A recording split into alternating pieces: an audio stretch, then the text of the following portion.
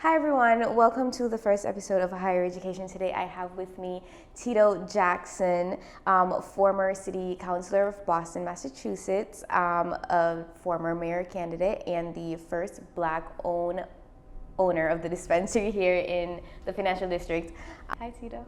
How you doing, Vanessa?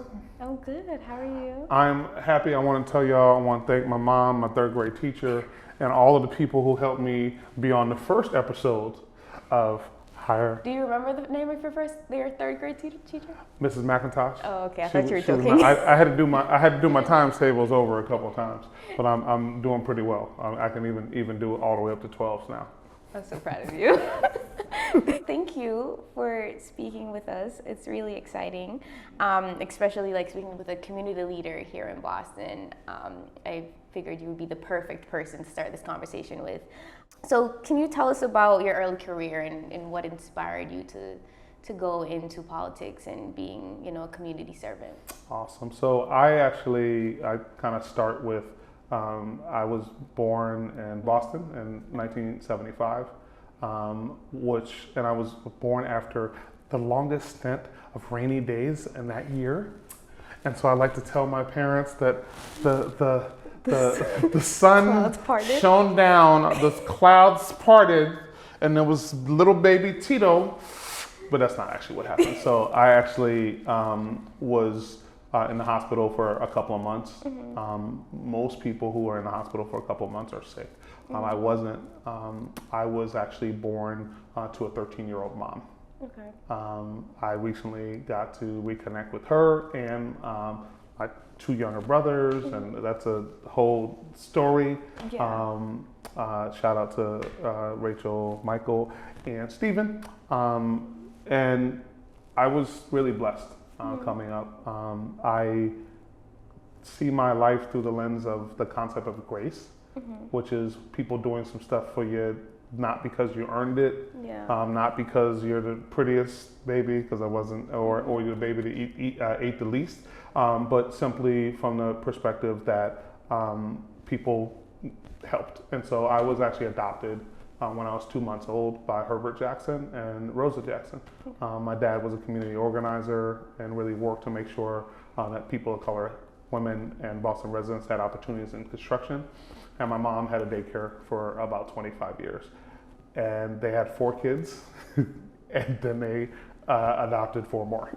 And so I came from this great, big, crazy household that was about love. And in the neighborhood, I grew up in Grove Hall in the Roxbury section of the city of Boston, where folks spoke life into me, encouraged me, and the like. Went to the METCO program, and went to Brookline Public Schools. That's when I met Ms. McIntosh, and graduated from Brookline High. I hope Ms. McIntosh sees this. I hope so too. And then I really wanted to go to a Black college, mm-hmm. because I had not been in classrooms where I was challenged by other people of color. So I applied. I wanted to go to Morehouse College because Martin Luther King went to Morehouse. And you know how old he was? When he went to Morehouse? Mm-hmm. No. He was 15. I was gonna guess 13. Okay, well, that brother's smart, so he got, and so I was like, oh, I'm 18, so I'm like 3 years behind. So you gotta catch up. I had to catch up. I had to catch up to brother Martin Luther King, and so wanted to go, but what ended up happening was I was not able to get the financial aid that I would mm-hmm. have needed, and so I ended up going to another HBCU, called University of New Hampshire, which some people don't think is a HBCU, but it's a historically blonde college and university.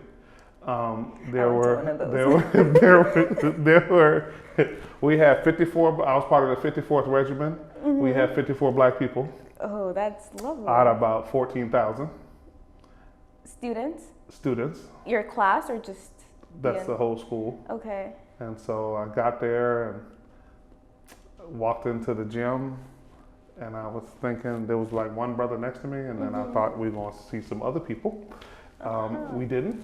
Okay. And that actually began my political career. So when I walked into that room, my mm-hmm. stomach sunk, and I was looking for other Black folks, mm-hmm. And I didn't see any. So we all got together, and started an organization called the Black Student Union. I say that name like really loud because it was 7 of us. So we wanted to get the Black Student Union. Okay, cool. Where's the rest? Yes, no one else is coming? Okay, cool. Let me guess. All 7 was a part of the exec board. Hey. We did have an expanded exec board. So we actually really changed the school because one of the great things about being young is you're impatient. And you this take time. You know what? We need to make change now. So we got together and put together a list of demands.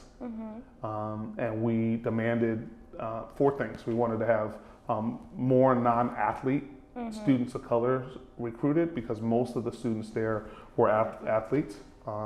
We wanted to have more women of color. I'll put that one there. You know, you got even out the ratio. Hey, one of sisters there, and we wanted to have an office of multicultural student affairs because it was the phone on someone's desk, and then we also wanted to have a pre-orientation for students of color because what we found is we lost most students in that first semester or second semester. Yeah. Analogy of like a fish. If you toss a fish into the fish tank, it dies because of the stresses of the environment. You end up keep them in the bag for a little bit, and then folks end up doing pretty well. So my time there, I began with protest movement, and then I ended up running for student body president at the University of New Hampshire, and I became the second Black student body president. I'm very curious how those protests went with only how many? Hey, okay, hold on. Is that a protest or just a gathering? So it was a protest. So we actually occupied the president's office, which is, yes, a pretty large space, but it actually helped me learn about allies and allyship and people who will really ride or die. And so to make true change, yes, as Black folks, we have to, our voice and our prerogative and our vision has to be at the forefront, but it is really critical to have white allies who stand by, or in this case, sit with, because we wouldn't have been able to fill. So the president could have actually kept on working with the 7 people around. Could have been like, okay, cool. Excuse me for 1 second. I'm just trying to go. So we actually ended up with about 150 people there. Wow. And I told you how many Black folks, right? So there was 50. So you got So the little math. And we occupied our office for 16 hours, and we were able to get a deal. What was the deal? The 4 things that we asked for. All 4, okay. And many of those things are still in place. There's a program called the Connect program, which is the program that we demanded. I went up and spoke at the 20th anniversary. Wow. And there are many more students of color at UNH now. So that was kind of my primer, my beginning to kind of understanding it. But I would also say for me, had I to go back and do it again, I would have still gone there because I didn't have a choice but to lead. At UNH, it wasn't like, hey, there's somebody else who's gonna do it. And it actually has led to many lasting relationships and a lot of opportunity and access. Thank you for sharing your story about your childhood and growing up and finding your birth mom recently. I do have a question that we're going to get into later because we are interested in hearing that story and because it definitely defined you, all your experiences. But what are some great achievements that you've accomplished during your time at City Council that you're most proud of? So one, I do have to give props to my predecessor, whose name was Chuck Turner. He was the prior City Councilor. He was an avid advocate for Black folk, poor folks, and people who were left behind in the city of Boston. And he was removed from office, actually illegally, and was able to file suit, and they had to pay him because they had removed him illegally, and the seat was open. And so a couple things when I think about my time on the city council. One, I'm really happy at the community was really hurting at the time, and the team, huge shout out to my campaign, who delivered an amazing victory. So we won with about 87% of the vote, which felt really, really good, and that's a big deal. But as to my time on the council, some of the most important work that I did was as chair of education, and trying to ensure that young people who are English language learners, special education learners, students with interrupted formal education. So we have a lot of students who come from Cape Verde who haven't been actually in school for a while. They could come from other countries also, that they are getting the resources that they need. Supporting black males in the Boston Public Schools. I put forward legislation to create a black male commission. It initially was vetoed, but was passed in successive administrations, and now I chair the Black Male Commission in the city of Boston. I also took a really hands-on approach to ensuring that the city of Boston did not host the 2024 Olympics. So remember, in 2014, the mayor of the city of Boston signed on to have the Olympics right here in the city of Boston. Imagine what that would look like, feel like, and be like right now in our city. A couple weeks ago, we just had an assassination attempt on a prior president of the United States. What would security be like in the city of Boston right now? Could you even walk around in our city?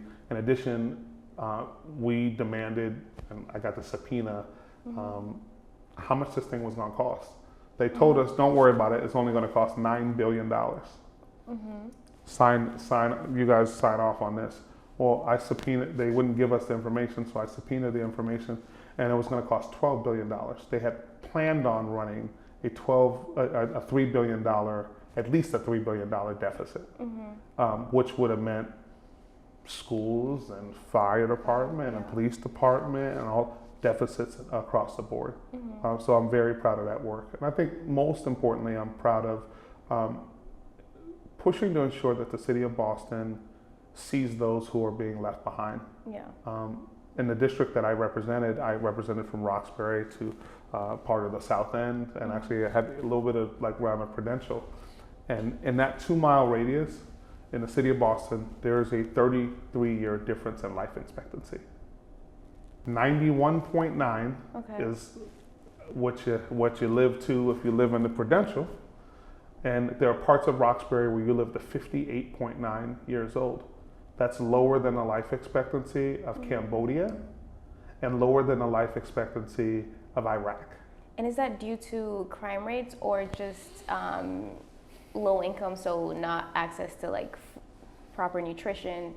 All of the above. So I would say most of it's due to poverty and disparity, right? Because in the city of Boston, in the worst of years, so when I was, high school, 91, I think there was 150 some odd murders in the city of Boston, which is really bad, right? But that, in comparison to many other cities, there's much higher numbers and that was our high level. So, the other aspects of the city is that, an average person when I was in office in the city of Boston is making $35,000. That's the average. And then I got challenged when I was on the council by one of the reporters like, well, but the median is 50. Okay, so cool. Can you live on 50,000? Right? In a city where 2-bedroom apartments are $3,000. And that's around that's Roxbury now. That's Dorchester now. And so, and when I ran for mayor, I brought the issues of the city of Boston being great for everybody. And it was really a tale of two cities. And, in Roxbury, I founded an organization along with an amazing group of folks over at MIT, led by Caesar McDowell. I founded an organization called Reclaim Roxbury. And we were looking at the 351 undeveloped parcels in Roxbury that were definitely going to go out. And this is 2016, 2017, way before a lot of the stuff that's happening right now, where people want to take over White Stadium and folks want to come into our community and take things. This is a vision that we could see, and working with the folks at MIT, we could see the encroachment of gentrification. Yeah. We could see people getting pushed out of the city, and we could see the conditions that are happening right now. And so I was screaming at that time about those issues. Interestingly, and as Mayor Walsh left, every single one of the candidates used my platform, used the data point that I had used since 2015, which is the Color of Wealth report that shows that Black families have a median net worth of $8 versus white families having a median net worth of $247,500. Right? And so that leads to, and by the way, interestingly, a lot of this is not from today, it's from the fact that Black men who came back from World War II were not afforded the opportunities from the GI Bill. So they went and fought for our country, and their white counterparts were given loans to build the suburbs and to buy homes. And if you look at that, about 250 grand, that could kind of speak to maybe one of your grandparents being able to pass on some of that to you. And so we have a lot of work in the city of Boston to ensure that the city of Boston is great for everybody. It's a great city, right? I absolutely believe that. But the question is it great for the least of those? Is it great for the poor parents who are raising multiple children? Are the kids going to great schools? 2/3 of the Boston public school buildings are built before 1945. It's problematic because if you're talking about 21st century learning and you're in a facility where one side of the building is hot, and then you literally have it's hot, and then you got to go stop at your locker and put a jacket on to go to the other side of the building. There are physically schools that are actually like that in our city. But this is the same city that has Harvard University in part of it, Boston University in part of it, Boston College. We have 65 schools within a 15-mile radius of the city of Boston. It is a center for eds and meds. It's the same center where, again, Harvard Medical School, but all these Harvard teaching hospitals are there. And we still have these disparities. So it is, frankly, systems that are working as designed. These are the results of the inputs that are put in on one side, and what happens on the other side of the equal sign is based on those inputs. Would you go back into politics? A second run for mayor, probably? I love the city of Boston. I love the work that I was able to do. I am squarely committed right now to Apex and the business that I'm running, but I care, and so I wouldn't rule it out. It would be, by the way, I think I'd be a much better elected official now that I've run a business. Payroll and rent. Payroll and rent and this week is in the same week. Lord have mercy. Right, we're coming up on the first. It's the first of the month. That's popping, and then it's the first of the month. Understand, it's the first of the month, so you owe rent, and then you pay your employees. Right, these are the largest expenses. Yes, right, and we are committed to making sure that we take care of the amazing folks that are here. So, that's one of the things. So listen, I'm always going to do for the city that did for me. I wouldn't be who I am, and frankly, I'm not extraordinary in any way. I simply have had extraordinary opportunities, and people who have invested in me, spoken into me, kicked my ass. At times, there are several elders, you know who you are, who might have actually been ordained to give a whooping. Like, and I'm not talking about a tongue lashing. There's some people who actually gave me some whoopings, and you know how all y'all know who you are. I'm not going to put your names out there, but but who really pushed me to be who and what I am today, and it's critical that I give back. So I'm going to give back regardless. And also, I think people need to realize you don't need a title to make change. Yeah. Like Martin Luther King was never elected to office. And by the way, he's 15, and then remember he died at 39. So he did all of those things between the age of 15 and 39. So we have an opportunity to actually make a dent in things. And frankly, I like to say if everybody does a little bit, then nobody has to do a lot. We all should be doing that. And so I do, I'm going to stay active. Yeah. And if there are opportunities to help the city that help me, I'll be there. You'll be there. At what point in your political career did you say, like, you've had enough and you're going to switch to cannabis? I don't think that's not what happened for me. Okay.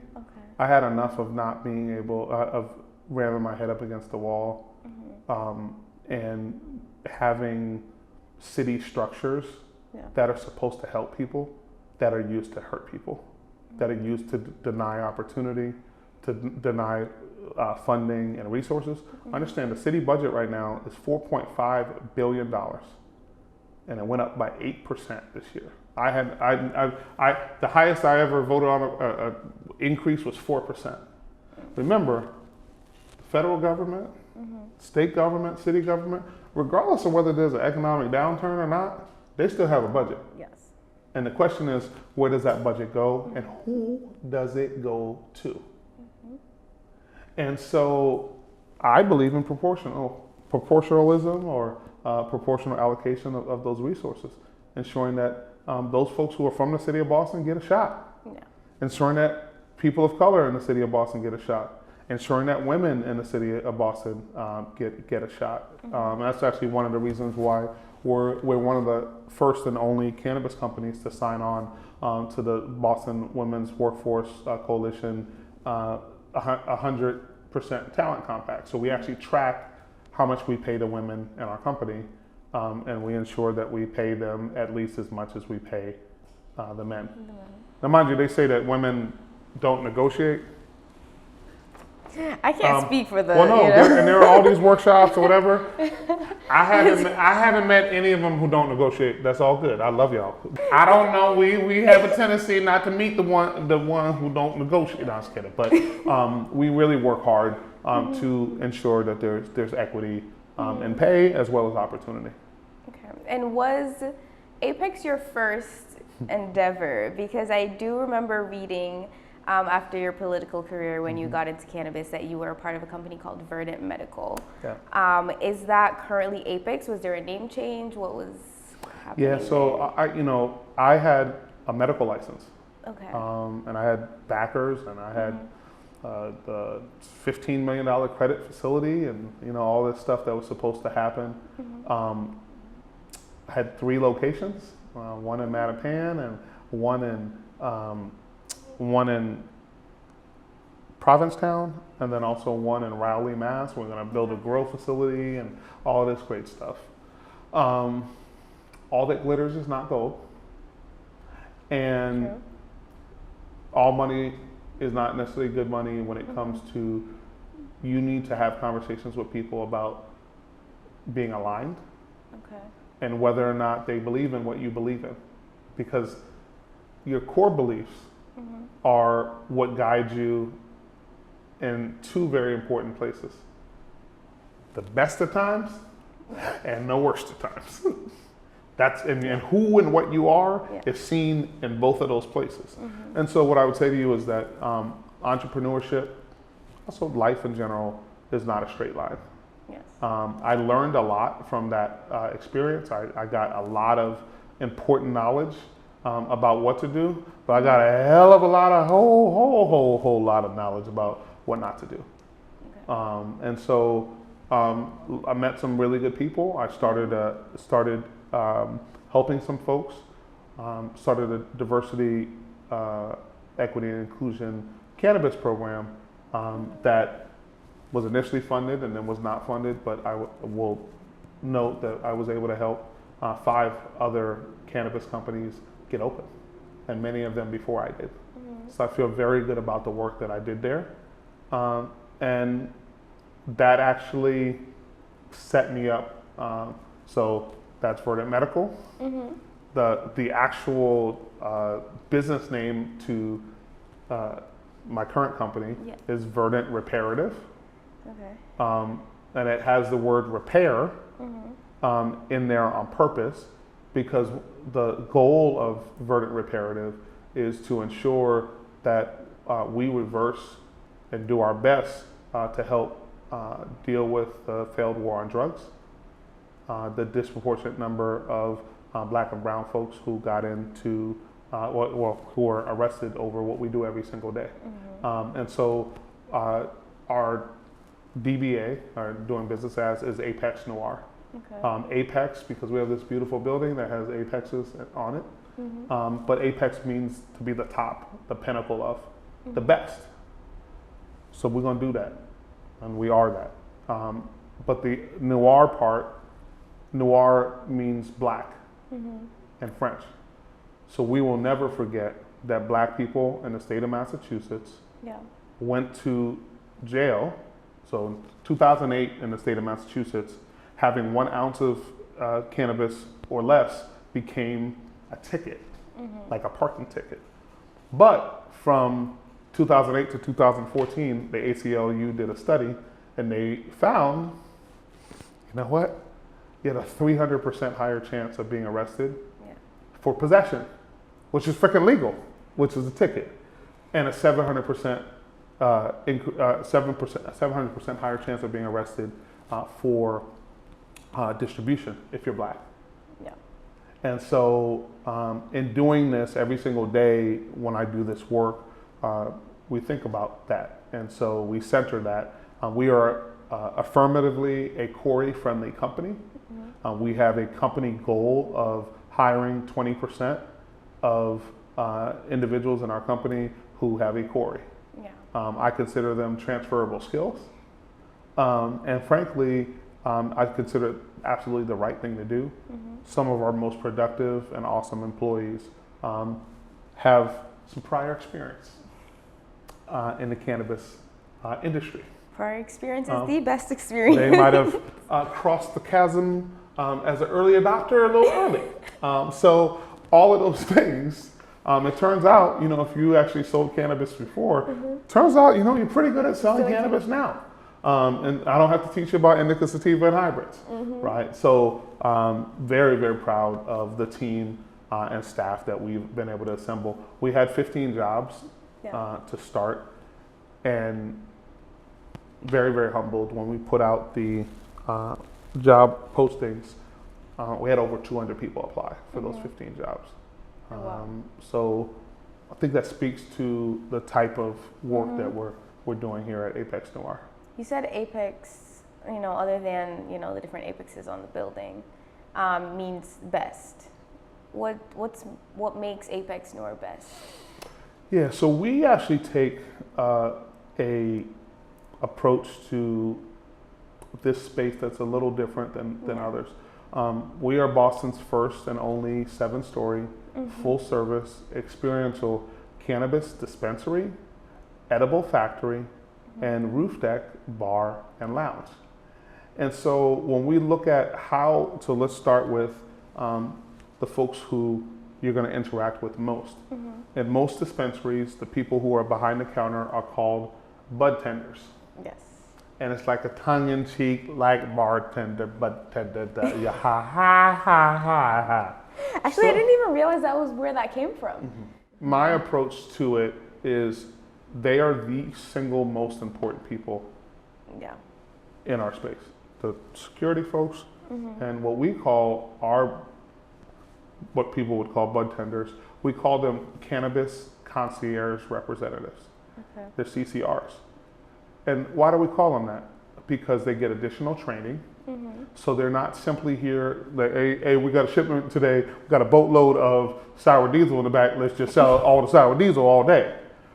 Their job objective and what you will find is their objective is to find out how do you want to feel, what you're going through, any potential disease states that you might have, any of those things, and their objective is to match you with not just cannabis as a whole, but with the proper product that we have that will deal with whatever you're trying to do. And I actually believe fun or lack of fun is a disease state too. And so, folks who just need to unwind and have fun, that being the case, sleep is one of the huge things that people have issues with and will seek us out for. Issues around pain and pain management and non-narcotic pain management. You're going to receive the best customer service literally from downstairs all the way upstairs to our roof deck bar and lounge. Do you have a medical license? We do not have a medical license. Medical licenses in the state cost $50,000 per location. Retail licenses cost $10,000. And also the retail license is part of the social equity program. So if you're in a social equity program, you pay $5,000. Okay. There's no social equity program for medicinal. And so in a medicinal, you also have to grow. So, and that license, so understand, so you'll have the license to grow, which is $50,000. The license for one store is $50,000. And license for another store is $50,000. License for another store is $50,000. Wow. It's not $50,000 in total. Total, right. So yeah, that's a little bit from our blood. We do truly care about our medical patients, and so we do whatever we can for those patients. They are absolutely the pioneers, and we want to prioritize them. But in terms of what you get at the apex of things is customer service, people who are going to see you not only as simply a customer, but who are going to try to meet the needs that you have. People who get additional services, additional training. In addition, we do some really cool things for our employees. We, on a monthly basis, do a massage day. So we bring in a massage therapist. They're on their feet all day. So we try to make sure that they're doing all right. We have yoga classes that they are able to participate in. I did do yoga. I did it 2 weeks ago for the first time. How was that? I was able to do most of the stuff. Oh, nice. Did you feel relaxed afterwards? You feel a little, stretched and? Yes, I did. I did feel relaxed. It was actually really awesome. Okay. And we did it on a roof deck because we have a glass retractable roof deck on the 7th floor. And so you hit the switch and it opened up and you have the sky and you're just doing your airplane or downward dog. I just was happy to be able to get upward dog. You didn't call the rain down? I didn't call the rain down and I was actually able to get up. So shout out to Kijana Rose, who is an amazing employee that we have here. She directs our hospitality. She also directs our manufacturing. And she's a trained yoga teacher. Wow. So she's absolutely awesome. You did mention the social equity program. Yes. Can you speak a little bit about the social equity program here in Boston? Is it up to, a good standard? Do you think there are improvements that could be made? Basically, is it really equitable is what I'm asking. So I would say the city of Boston has done a notable thing with their social equity program. So they require equity. So they basically literally require, as they're handing out licenses, that is someone who's in an equity program gets a license, then somebody who's not in an equity program gets a license. Okay. 1 for 1. Okay. And in particular, because understand, this has done harm to people's families. Yes. for decades, over generations. And so there needs to be a fair and equitable way for people to get into the space. They did give out micro grants in the past. The state also has a social equity program, which expedites your permitting, meaning that you are able to get through the process faster. The biggest hindrance or difficulty is now, frankly, money. Yes. Right. So I went through the state social equity program. I learned a lot. It was really dope and all that other great stuff. But there's an old school song, ain't nothing going on but the rent. You got to have a job if you want to be with me. But it's one of the most expensive businesses that you ever go into. Yes. You are not allowed to get typical financing from the Small Business Association and banks. And so it's a real different world in terms of how we have to comport ourselves in the cannabis space. So it's a lot of $8 together to form $1 million. Yes. Which it costs at least $1 million to $1.5 million to open a dispensary. Yeah. So the difficulty, and some of this is now being addressed. There's a program called the Social Equity Fund, which was passed at the State House. And so about 15% of the money that the state now collects is going to go back out to people who are in the social equity space. Okay. So what I'll say right now, the biggest gap is funding. Yeah. When you get how you get into cannabis, and you have to identify a building, and you have to identify a building that does not have a mortgage on it. Why, you ask? Because if the mortgage is FDIC insured, the F stands for federal. Yes. We're not federally legal, so what ends up happening when you have a commercial lease, it gets attached to your deed. Yes. And so hypothetically, you had a note with random bank, Bank of America, whatever, TD Bank, whatever. They're going to see that and like, So you either have to kick this person out, or they're going to tell you that we want however many millions your building is worth, right? In 30 days or 60 days or 90 days. Long story short, so you have to find a building. You have to, in Boston, you have to go to the inspection services department, and then they have to deny you, is the beginning of the process. Once they deny you, then you can have a community meeting that talks about what you want to do there, whether or not the community is cool with it, whatever. Okay. Then, and only then, do you move forward to the board. The board passes you, then you are then moved to the cannabis board, and then the cannabis board has to go through, and you get your first license, which is called a provisional license, and then once you get your provisional license, they come back and they have a post-provisional license inspection. And then after the post-provisional license inspection, then you get your final license. But your final license isn't really your final license. So actually, once you get your final license, you then would get product on site. So you're allowed to bring actual product. Right. But then once you have your product there, then they come back and then they have a post-final license inspection.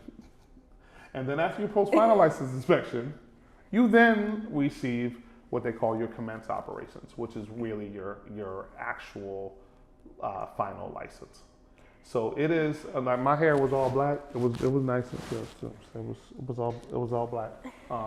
When the brother started, brother looked like Frederick Douglass now. How long ago was this? When did we start Apex? I started in the industry in 2018. Okay. We got this building in December 2020. Okay. And we opened our doors in January 2023. And I want to thank every single investor. I want to thank my family and all my friends who came out of their pockets and believed in me. So let's go back to funding. Yes, the state has a social equity program, and you did mention that there is a huge gap still because of funding. Basically, we're bridging this gap through relationships. How would you advise, those who were previously incarcerated because of cannabis? They're now entering this world. Okay, the state's going to give you such and such amount. However, we still need, $1 million. How do they form those relationships? So first off, those who are going to give to you many of them are already in your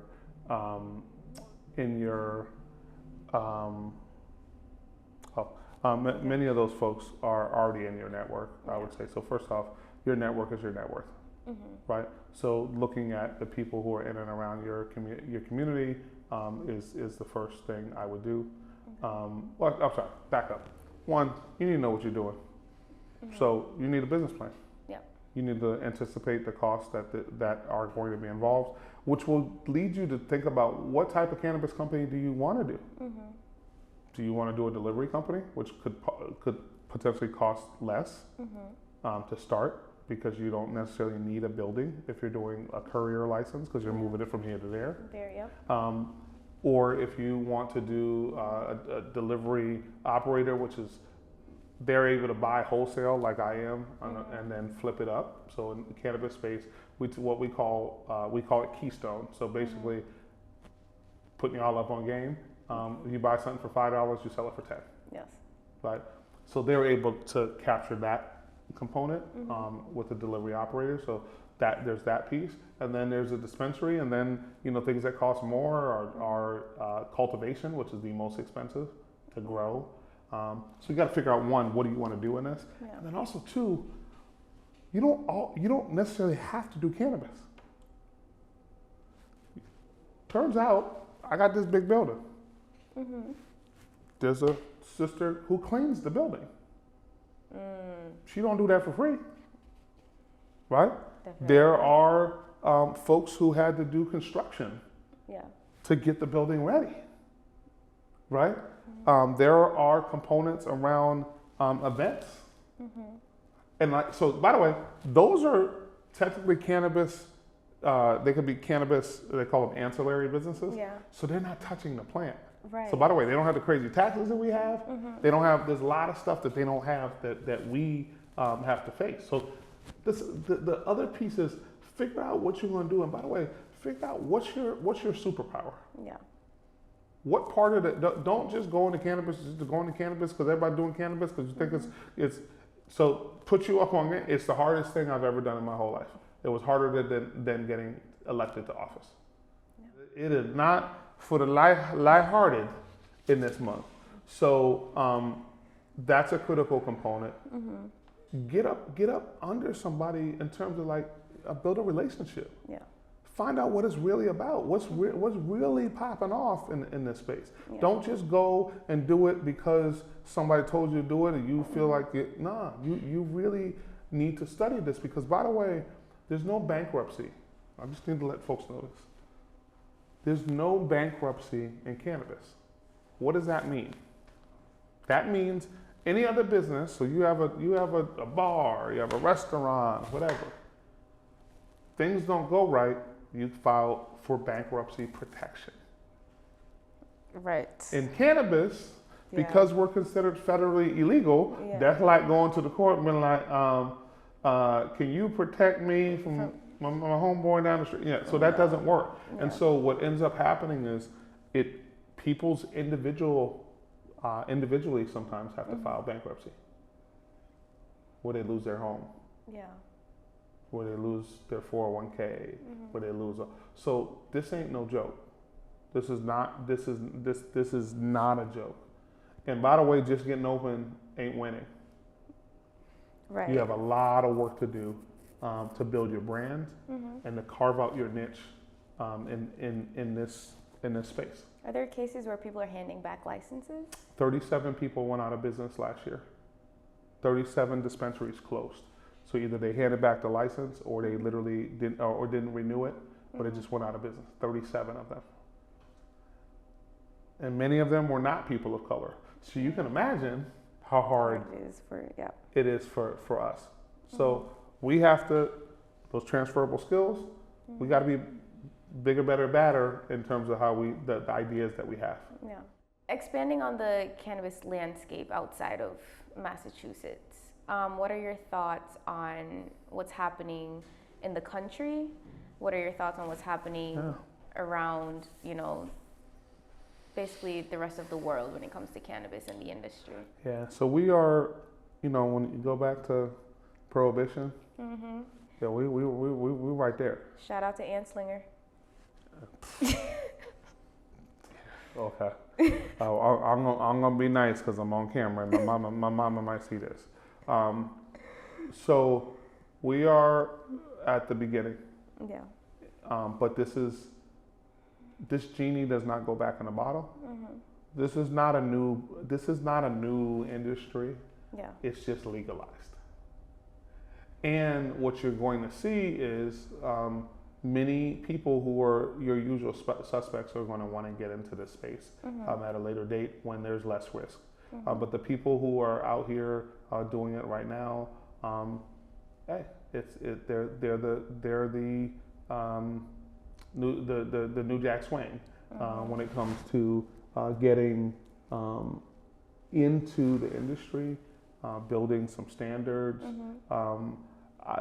building real business models, because in the beginning there were companies who were all hype. These really, really big companies. Because by the way, all the black-owned companies I've ever met, we got to do real business. Yeah. Like no one's gonna just believe us because we say this and say that. You have these huge companies who were blowing through $60 million a quarter. Yeah. So what is happening on the national level is that the DEA has said it wants to move cannabis from Schedule 1, which is the same schedule as heroin and LSD, to Schedule 3, which is the same schedule as Tylenol with codeine number 3, which would lead to many differences. And a couple of the differences are potentially changes in 280E, which is the ridiculous tax code that over taxes cannabis companies to the tune of 40-50%. In addition, there is the component of actually that sadly the Supreme Court just weakened our abilities there. So it's kind of up in the air what's going to happen around that. But we are seeing forward movement. President Biden stepping forward to even push in this direction is huge. Yeah. So we are seeing, and then we're seeing multiple countries in Asia begin to loosen, and you're seeing a worldwide marketplace hatch. I believe that Massachusetts and Boston has really important strengths in that we are education and medication and medical mecca. We also have really strong strengths. We have strengths in hardware as well as software. Okay. And so I believe that we will be an amazing cannabis drug development center, and that you will see disease states that are that people have not been able to get their arms around, that are undertreated, come out of this amazing plant, and it's medicine. Yeah. And we should look at it as such. We should treat it as such, and it's freaking ridiculous that. And by the way, not only ridiculous, but hella racist. Yeah. That Anslinger and so there's a lot there. I believe that it's progressing. I believe that those who survive this will see a brighter future. And I want to see, by the way, it's not only about getting into the industry. It's about not only weed, but it's about wealth. Yes. What black folks are exiting, who's getting bought for $10 million or $20 million or $100 million. This is about wealth building and being able to pass this on to future generations of folks. And analogous to cotton, we were the cotton industry. Things changed, and then kind of like cannabis, so we were definitely a significant part of the cannabis industry. And now, oh my goodness, we got all these dudes in suits and all that other stuff who are quote unquote the cannabis industry. Yes.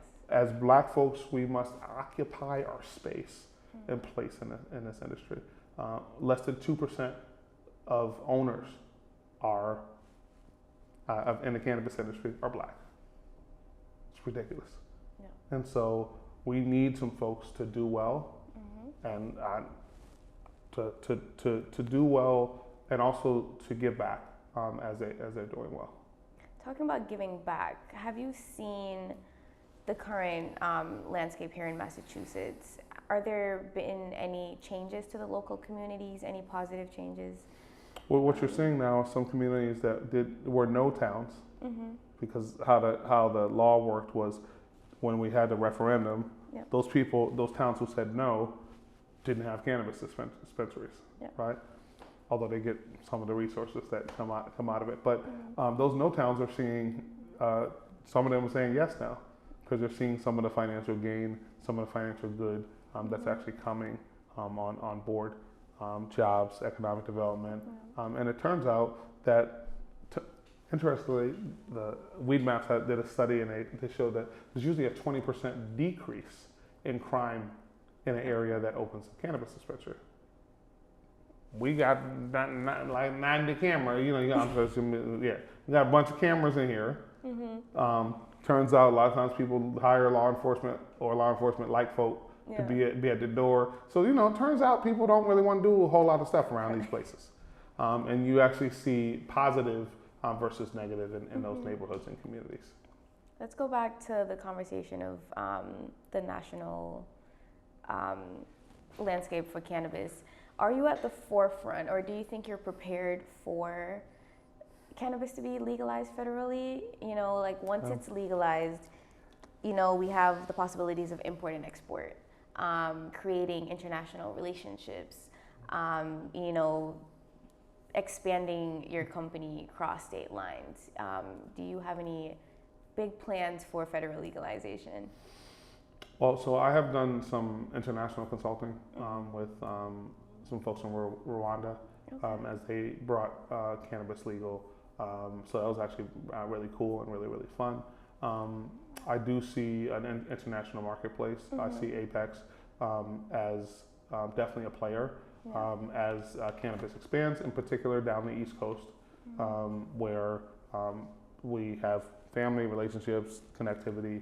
Would definitely love to see multiple states covered by Apex. And frankly, we're actually a little weird in how we operate our company. We want our employees to start their own businesses, and we want to invest in them as they do, and we want to help them.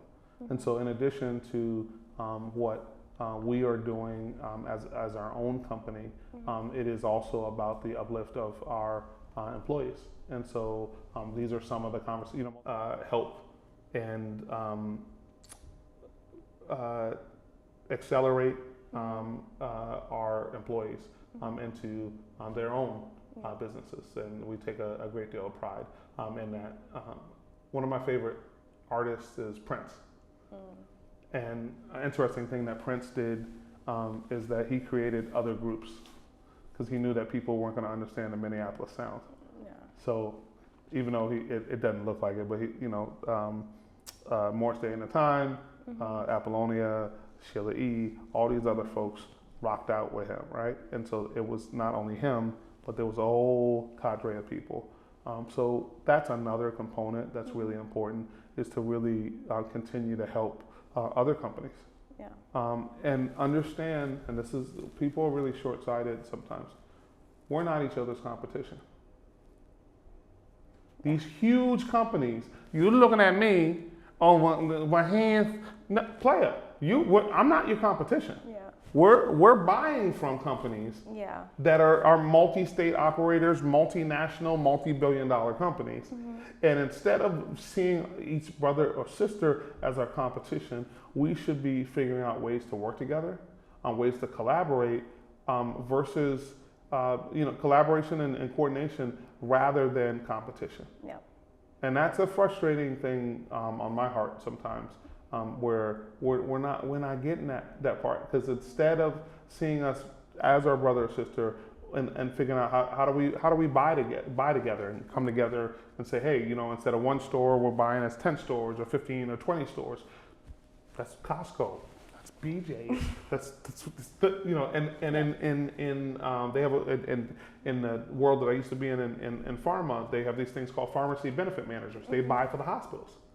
And so instead of only one hospital buying, you have 30, 40, 100 to 200 hospitals. So they can go to the company and be like, listen, you want these 200 hospitals? Oh, yours is $100? Okay, cool. It's going to be $60 for us. You good with that? Huh? Okay, cool. And so we should have that type of mentality and that type of thought in this space. There's too few of us to allow ourselves to think that we are each other's competition. You speak a lot about giving back to communities. Can you share any programs that you are a part of currently as Apex Noire or just Tito, you know, that's partnering with the company? Like I said, we are part of the 100% Talent Compact with the City of Boston to ensure that women get what they deserve. I am also chair of the Black Men's Commission at the City of Boston to ensure that we close the gaps that are existing for brothers really kind of. I have also worked with the state of Massachusetts and the Cannabis Control Commission to help people sign up for the social equity program. We actually filmed a bunch of that in our space. And hey, I feel like I am a resource and you know, have a lot of folks who seek out guidance and advice. And I'm, you know, if I can be helpful to a bunch of us. Many people helped me. I did not get here alone or by myself. And I always knew that you know, if we want to go fast, you can go alone. But if we want to go far, we have to go together. That's Ubuntu, right? So we have to have that mentality, in particular as Black folk, in this space. Yes, we are in a for-profit space. Yes, we have to make money and we got to make a whole lot of it. But when it comes down to it, we don't have to lose ourselves. We don't have to lose who we are. And we don't have to forget where we came from. Act like you've been somewhere. Tell them again. Tell them. Act like you've been somewhere. Important piece. Guys, this is our chance, our time, and it's our opportunity. And we shouldn't trip on things that are behind us and that our ancestors fell into. We have a lot of work to do, and we need to unite rather than fight. Can you think of one pivotal moment throughout this entire process?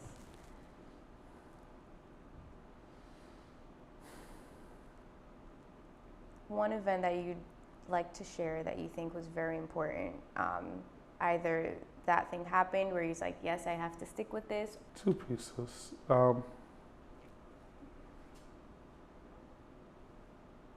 When I had to pivot companies,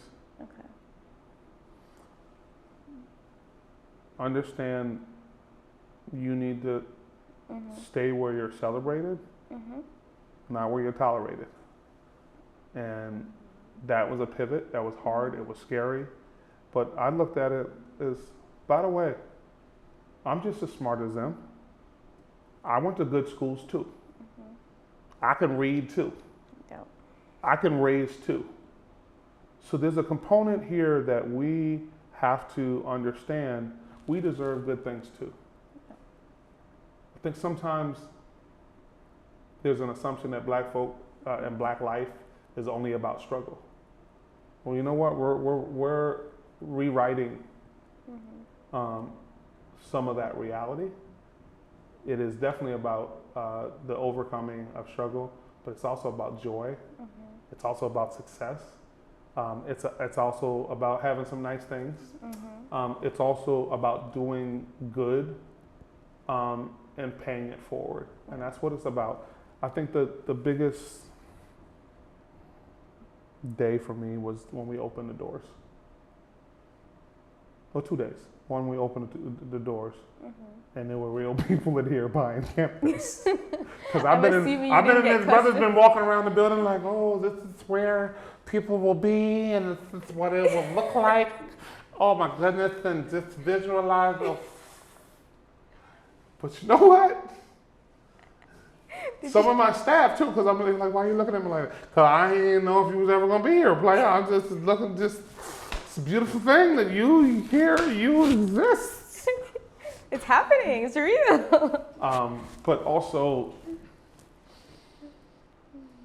the first day we opened our door, the grand opening on April 15th of last year, when both my moms were here. Mm-hmm. My guidance counselor from Brookline High, Piper Smith Mumford, was here. Sister who made sure I got out of high school and went to college, even when I didn't want to. She did whoop me, actually. She didn't actually whoop me, but my mom told her she could. But, she had the privilege. Yeah, she had the privilege. Dope musicians, Lisa Bello, Vincent King, Angelina and the unit. Mm-hmm.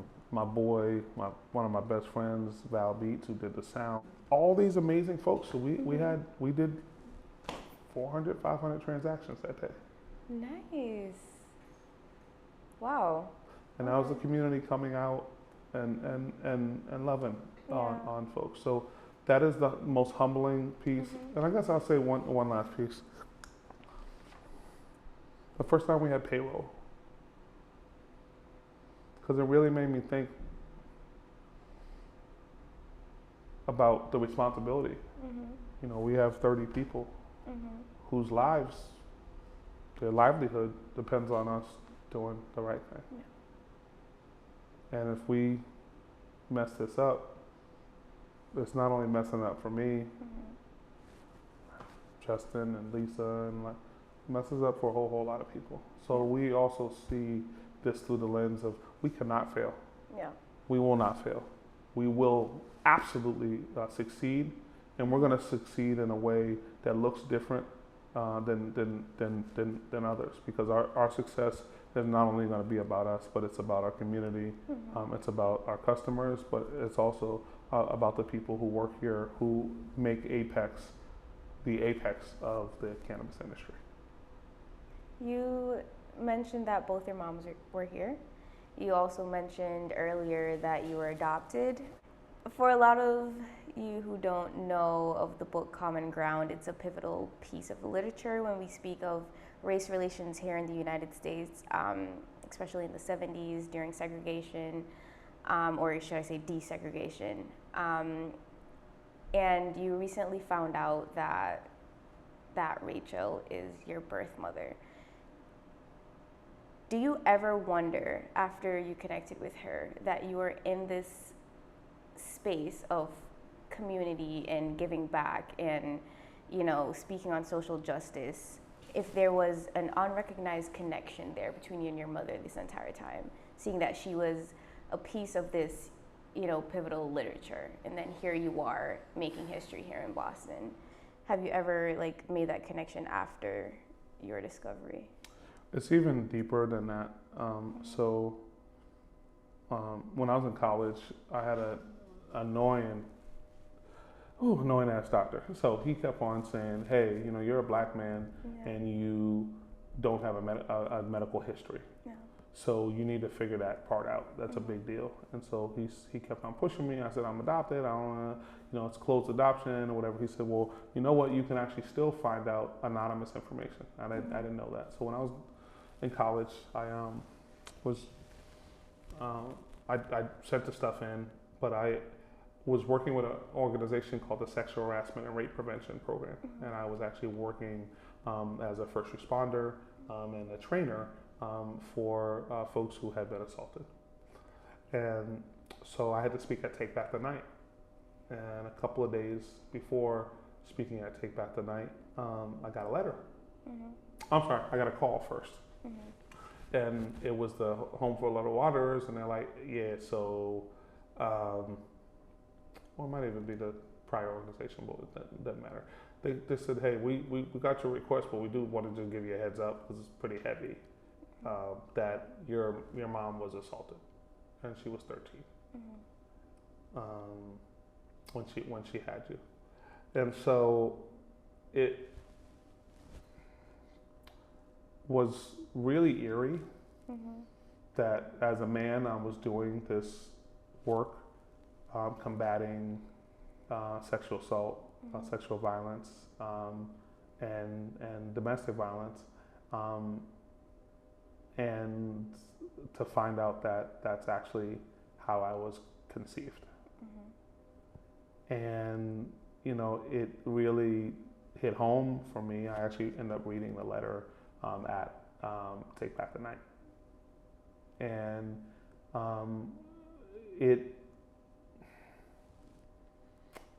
there's something called epigenetics. So it's really interesting that some of the experiences can reshape your DNA. Yeah. And so even more interesting, when Rachel and I spoke, she told me immediately about Common Ground. But then when we sat down and spoke, that was a Wednesday, and then Saturday I went to meet her. Rosa, who's I call Rosa my mom. Rachel, I call her Madre. We met, and then I found out not only we went to church together. So she was 13. I'm only 13 years younger than her. So her family told her, and this is sad, that she was actually trafficked. Her mom is the one who connected her with her with the person who was her rapist. And so we went to the same church together at the same time. And so we had been physically in the same space. And then in the 2010, 11-ish time frame, her middle son was shot and killed. And so she finally told her two younger sons that she had a son before. They didn't know that. She came to Boston and went to Boston City Hall and went to the birth certificate desk. And she asked for baby Twyman, who was born in April 1975. And she sat there for an hour, and I said, hey, you got to get a lawyer, because in the state of Massachusetts, we have closed adoption. We can't tell you anything, whoop de whoop whoop. But you know, it's really ironic. I was in a building on the 5th floor because I was a city councilor. And so in many ways, we were ships passing in the night. The amazing thing now is now we're not. My mom and Madre have met. We have met several times. We've done family things together, and we're family. And for me, as a man, there was a hole there that I didn't know, I didn't acknowledge, and it is being filled. And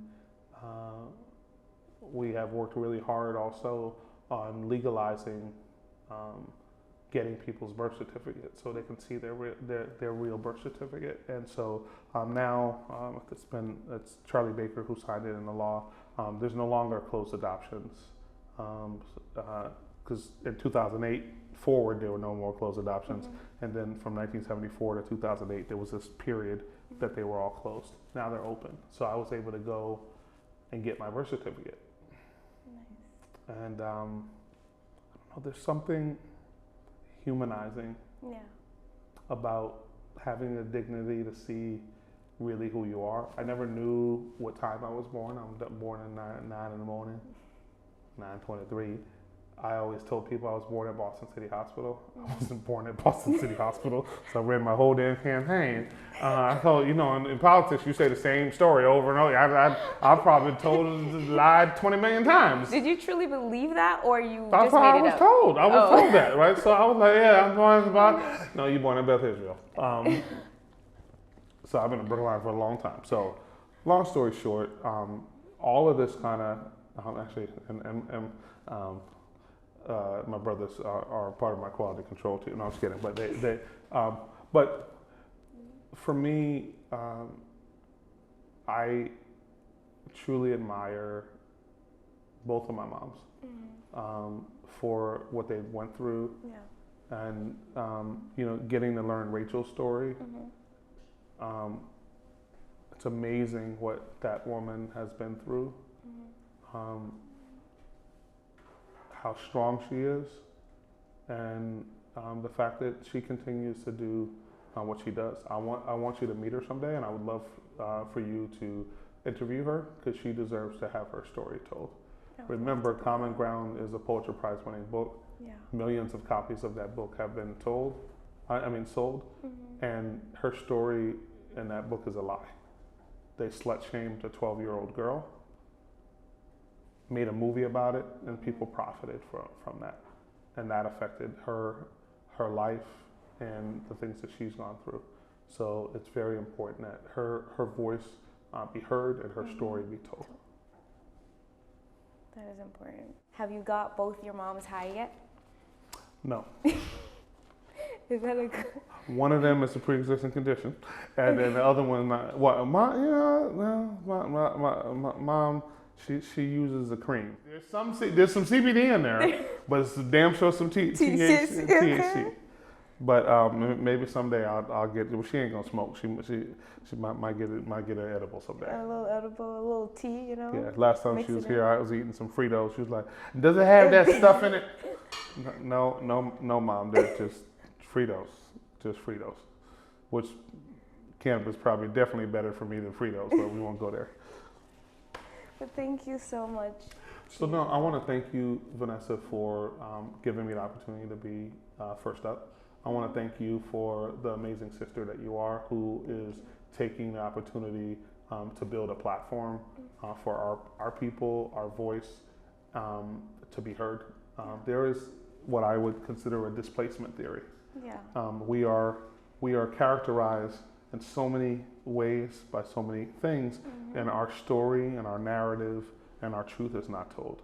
And I appreciate that higher learning gives us an opportunity and a platform to have our truth be heard, be seen, and frankly, like ice, take up space in the cup for folk to actually know, you know what, we've been through some tough stuff, we're some tough people, but we've been through some good stuff, and we are a joyous people, and that we're winning, and we're going to continue to win.